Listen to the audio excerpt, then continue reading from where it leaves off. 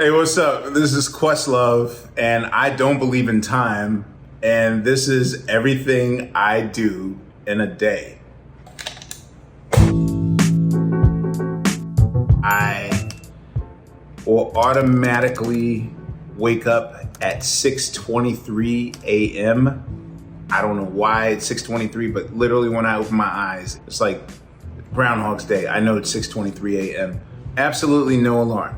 I spend the first 45 minutes writing down what my dream was. I can only retain that information for maybe 15 minutes, so I do a very weird, just non sequitur, random, every detail of that dream, which always involves a train. I don't know why, but trains are always in my dream.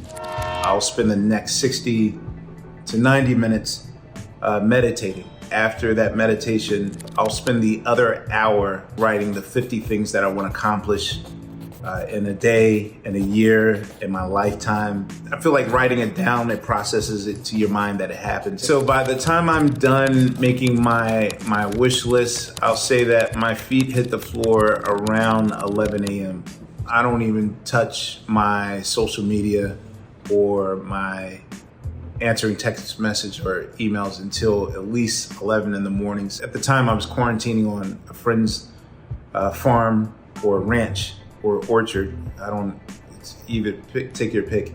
My next step would have been getting my 10,000 steps in. So I'll listen to Comedy Records podcast as well. There's a really cool podcast by a guy named Open Mike Eagle it's called What It Happened Was. And that's where he takes an artist and he goes through their entire career. His first season is super producer Prince Paul, and that's usually from like 11 to 12. So I guess you could say that the Questlove industry starts around like 12 or 12:30.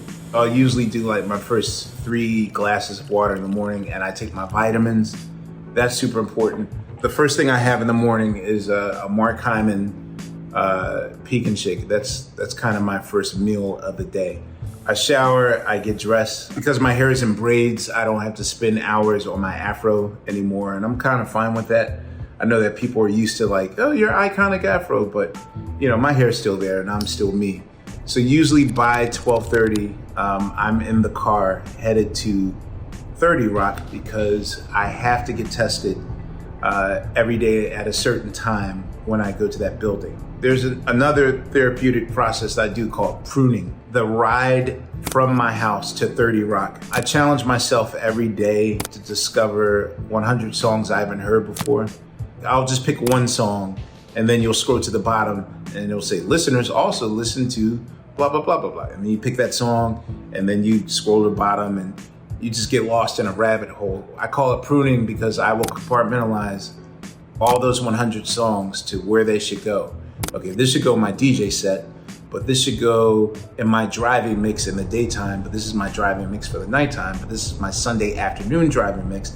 This is my Thursday night driving mix. Music is also like a day and night thing to me, so I get very CSI with it, as far as like forensics and figuring out which key a song is in and all that stuff. So I make sure that no day goes by in which I don't discover 100 new songs. By the time I get to testing at 30 Rock, a rare time of quasi-normalcy, that's where I'll see the Seth Meyers writers and crew and people, and that's where I'll see the cast of SNL and the rest of the Tonight Show people. We'll small talk, and then you get tested, you pray it's negative.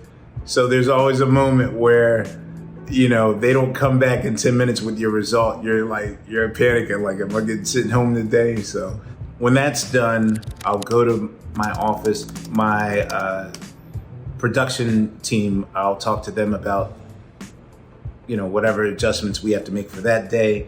And usually I'm disturbed by the knock of 3:10. So exactly at 3:10, I have to go on set. We'll shoot all the commercial breaks at 3:10 p.m., like 4 music cues. That'll be done by 3:30. So I'll spend that time eating my lunch. And usually I will get tuna salad with no bread, or egg salad. Or sometimes I'll have a cheeseburger with lettuce as the bread. And then by 4 p.m. it's grooming time. So I will have my beard shaped up by 4, and then it takes about 45 minutes to an hour to get my hair ready. So I have to sit in the hair chair. That's where I just sit and watch TV on my computer while my hair is getting done. I'm now binging Schitt's Creek. I'm also binging Fargo because my good friend Chris Rock is in that show. So I fell down a Selling Sunset rabbit hole. I'm not even a reality show watcher, but for some reason there's something about the show that keeps you watching for no reason. Back to Fallon. Jimmy likes to wake as late as possible for developing news to see if he can incorporate that into his monologue. Previously, we could get 300 people in the studio. It's excitement.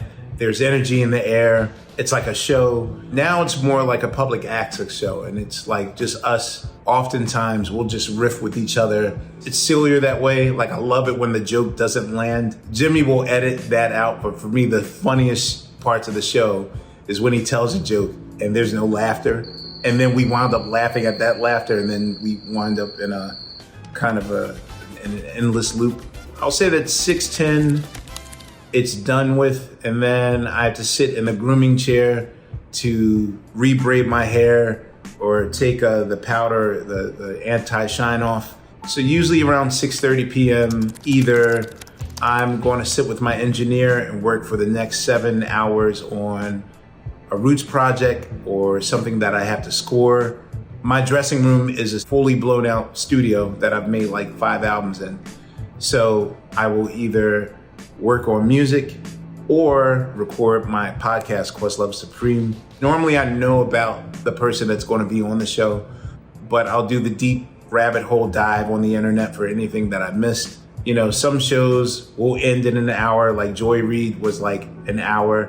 But then again, like Jimmy Jam was 6 hours and a half. If I'm not doing that, I'll say that I'm probably headed back home. I'll do more pruning, and when I get home, I try to make sure that the meal that I ordered from Postmates arrives in time. My favorite thing to eat during quarantining is there's a spot in Chinatown called New York Great Noodle Town.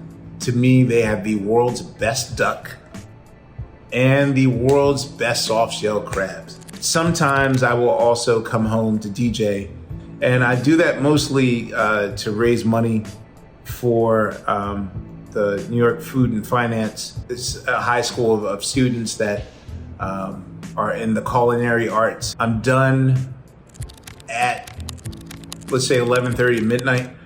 If my girlfriend is asleep already, I will probably sneak and just get an hour or 2 hours to myself just to sit and be by myself and relax. I'll sit and watch old Soul Train reruns. I'll make a peanut butter snack, and I'll go over whatever has to be ready for the next day. And then I do a quickie, like 15-minute meditation thing where I put the same music on that I sleep to and look over my list of the day of what I want to achieve. And then I sleep to tone noises. All right, full disclosure, I might be the world's worst snorer. In order to keep the anger level down of my girlfriend, I discovered that if I put on these tones, if she falls asleep to,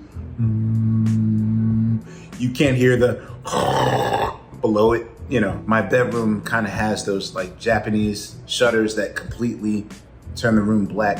It has to be completely dark in the room that I'm in. I used to be the person that would fall asleep to MSNBC, and that became an obsession. But what I didn't realize in falling asleep and having that constant negative news loop inside your head, that can affect a lot in your life.